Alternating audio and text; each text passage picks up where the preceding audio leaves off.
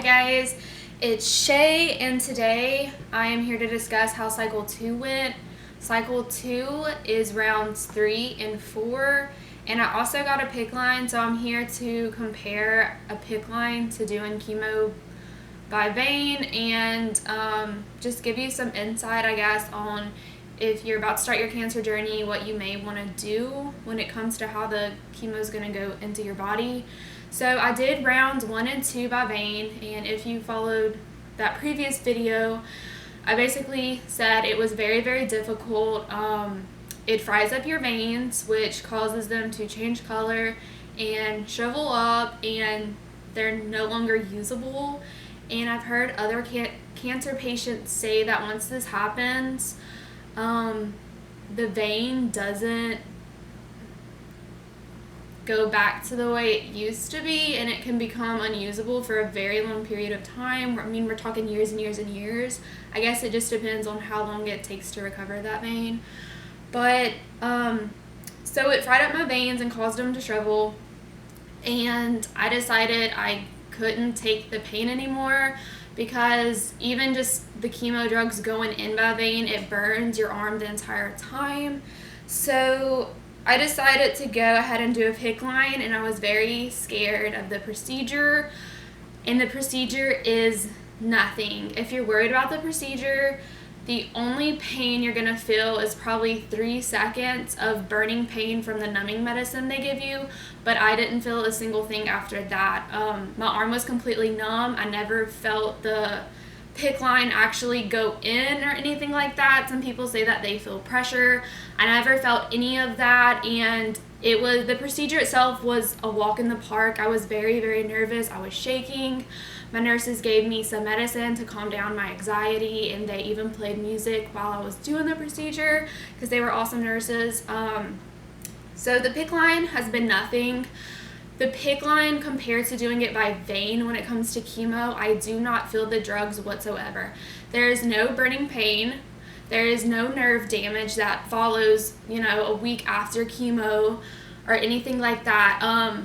The nerves in my arm since the second round, that was one of the issues, is that I lost mobility in the arm that I was getting chemo in.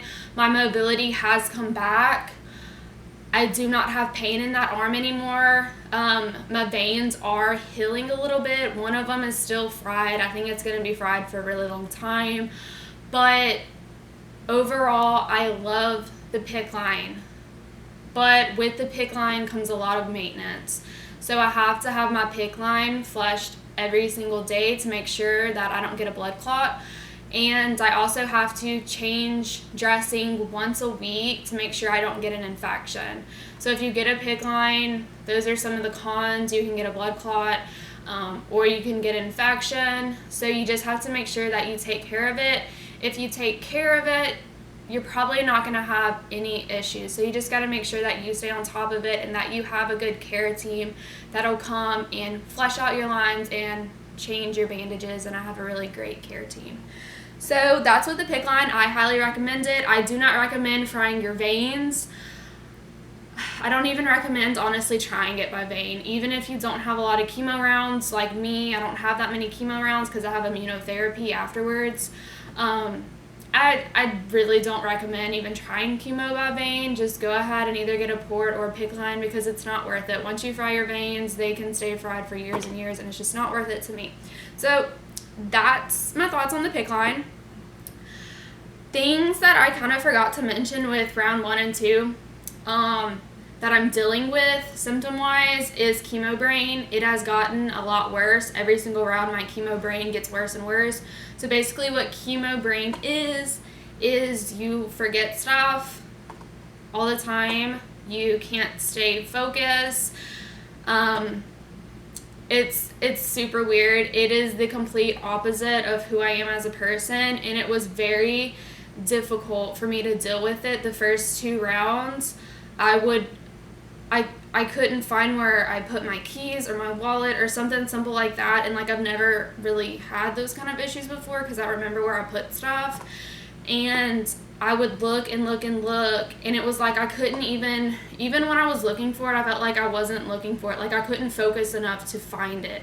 And I would just cry and have breakdowns all the time because I couldn't find my keys, or I couldn't find my wallet, or just simple things like that. And it's very difficult to deal with if you're someone who is always going 200 miles an hour and you're always on top of your stuff and you remember stuff, and it's so difficult to deal with mentally. But now I tell myself it's not me, it's the drugs, and eventually it's going to wear off and I'm going to be back to my normal self.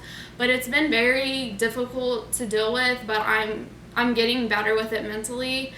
I try to do like puzzles or reading, and I've noticed that kind of stuff helps. But I am going to ask my doctor tomorrow if there's anything I can do, like non-medication wise, that will help with chemo brain, because it is difficult to deal with. Something else I think I forgot to mention was taste buds. So after the first round, my taste buds got completely fried, and food tastes very different than it used to taste. My taste buds will either make stuff super bland, or if something's spicy, it'll make it way spicier than it used to be, or way sweeter than it used to be. So my taste buds are really off, and cancer patients say that this always happens with chemo. I think it's the red devil for my chemo drugs that does this. So my taste buds are sort of fried, I guess. They should bounce back, I think 1 month or 2 after my last chemo, but my taste buds are pretty much gone.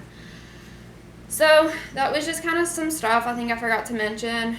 Going into round 3 of chemo, I was able to work out 6 days, which helped with, sorry, I get chemo brain and I forget what I was going to say. It helps with my side effects.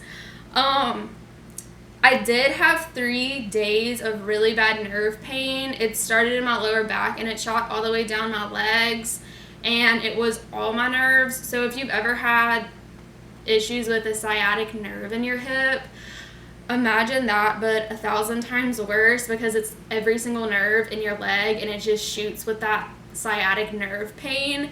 And so I had 3 days where it was just like really difficult to get up and to move because my legs and my lower back were in so much pain. Again, with round 3, I have mouth and stomach ulcers. This is going to be every single round, no matter what, no matter how much medication I'm on, I always get ulcers. And the reason why you can get ulcers with chemo is because chemo attacks cells that divide quickly. So there are healthy, normal cells that divide rapidly or quickly, and that's skin, hair, and the lining of your digestive tract, starting at your mouth going all the way down. So I get mouth ulcers, I get stomach ulcers. Sometimes I even think maybe somewhere in my throat I might get some ulcers.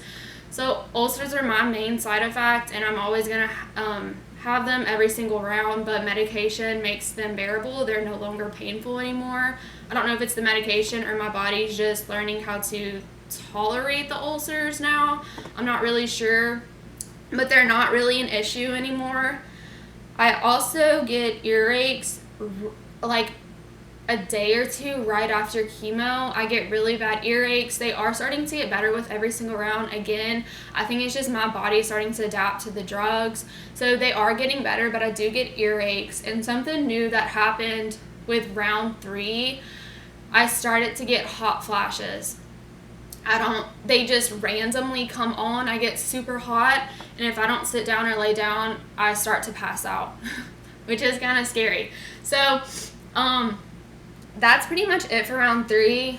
All in all, I would say it was a pretty good round. Again, my side effects are getting easier to deal with round 3, and I was able to work out. I had a lot of good days.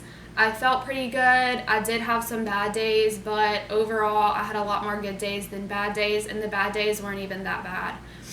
Round 4, on the other hand, was a little bit different. Round 4, directly after, or even during chemo, I started to feel sick.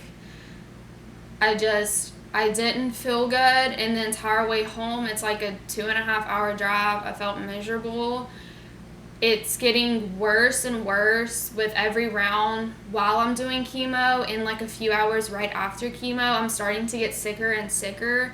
And I don't know if it's because I start to think about the drugs and the chemo and it just starts to make me feel sick. I'm not really sure, or it's actually just starting to make me sicker and sicker directly after.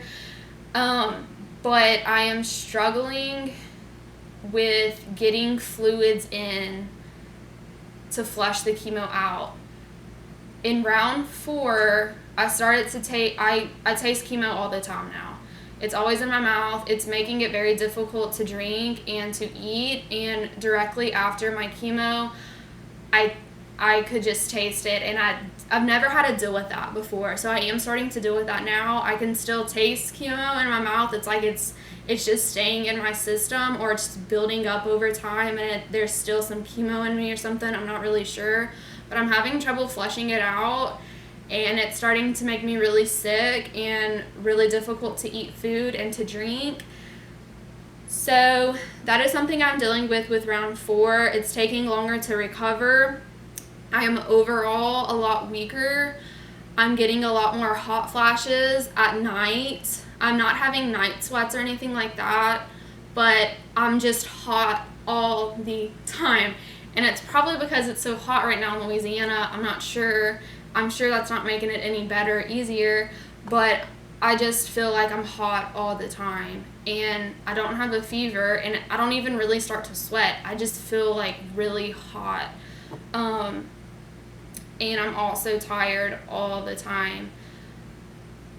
I've never really had that issue with being tired all the time because my steroids keep me up a lot at night, especially directly after chemo. Like the first 3 days after chemo, I have trouble sleeping because of the steroids, but I've been sleeping all the time. Right after chemo, I think I slept 22 hours, and the next few days I was sleeping like 16 to 18 hours. So I sleep all the time. I'm just tired. I feel weak. I feel lightheaded.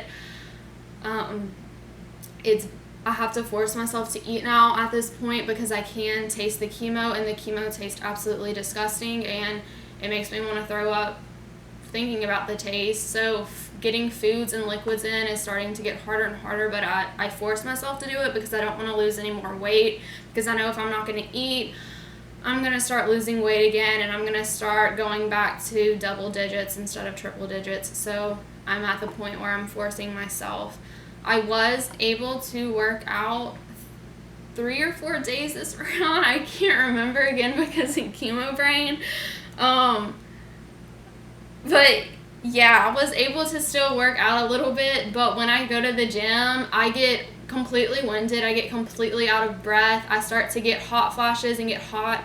So I have to sit down, and then literally everyone in the gym staring at me. They think I'm about to die or something because I go to the gym without anything on my head. I just go in bald, and they already stare enough. So whenever I'm like hunched over trying to breathe, and because I'm hot, they all start to like turn and almost they want to like walk my way, I guess, to make sure I'm still alive. But that's been interesting and funny. Yeah, I'm pretty sure I had a guy actually video me at the gym the other day. So it's been an interesting experience going to the gym. If anyone's following this is going through chemo, or they're about to go through chemo, I really do highly recommend going to the gym. I highly recommend just going in bald because you're going to get super hot if you have a hat or some kind of headscarf on your head, especially a wig. There's absolutely no way you should ever go to the gym with a wig on. But yeah, just working out will help reduce your side effects. It will make you feel better. It'll give you some sense of like a normal life, I guess, while you're dealing with this, and people are going to stare and I guess take pictures or video you. Like it's whatever. I guess it's not every day that a chemo patient goes to the gym. They probably think I'm crazy, but I think they're starting to get used to seeing the cancer girl at the gym. So yeah, that's been interesting. Oh, another thing is my hair is gone. My nose hair is gone, and everything runs out of my nose. I did not realize how important nose hairs were until you lose them, but everything just runs out of your nose, and it's super weird. but it makes me appreciate nose hairs, I guess. All my hair is gone except my eyebrows, and my eyelashes. They have thinned out a lot, but they're still kind of there. But my eyebrows have not even thinned out at all. They are not phased by chemo whatsoever. They are super strong and just holding on for dear life, and I appreciate that because I still have my eyebrows. I didn't even fill them in at all for this video. Like, these are my natural eyebrows right now, and they are holding on strong, and I'm so proud of my little eyebrows. But yeah, that's it, I guess. I've lost all my hair except my eyebrows. So that's how round 3 and 4 are going. I'm just trying to keep a positive mind because I just have 2 more rounds after this, and round 5 is tomorrow. So that means after tomorrow I just have 1 more chemo round, and then I have to do my PET scan. So please, please, please pray for me. My mass isn't really going down anymore, and that's okay. It can be scar tissue. They told me that. So I'm really hoping that it's just scar tissue. I really feel like the cancer, I felt like after round 3 the cancer had left. I just started feeling different. My body, I don't know, something just felt different inside of me, like it was gone. And I think that's why chemo is starting to get harder and harder on me, because it's starting to target now healthy cells. So that's probably why it's starting to get a lot harder. So maybe that's a good thing if chemo is starting to get harder each round. But please pray for me that this is just scar tissue and that the cancer is actually gone, because my PET scan is right around the corner, and I'm not going to lie, I'm starting to have a lot of PET scan anxiety, and I'm starting to get nervous, but I know deep down, and I just have this gut feeling that the cancer is gone for some reason. But that's it. I do have some videos that are going to be coming up as I start to feel better after round 5 that I really want to do, so stay tuned for that if you want to follow this journey. Feel free to subscribe, but yeah, that's it. Thank you.